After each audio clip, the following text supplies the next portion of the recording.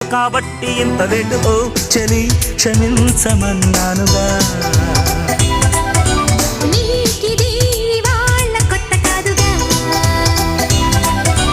అయ్య బాబో ఎంత వేడి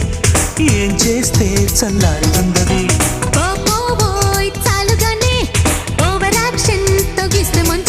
సరేలే టుమారో ఇలా వెయిట్ చెయ్యను కబుట్టు ఓ చలి క్షమించమన్నానుగా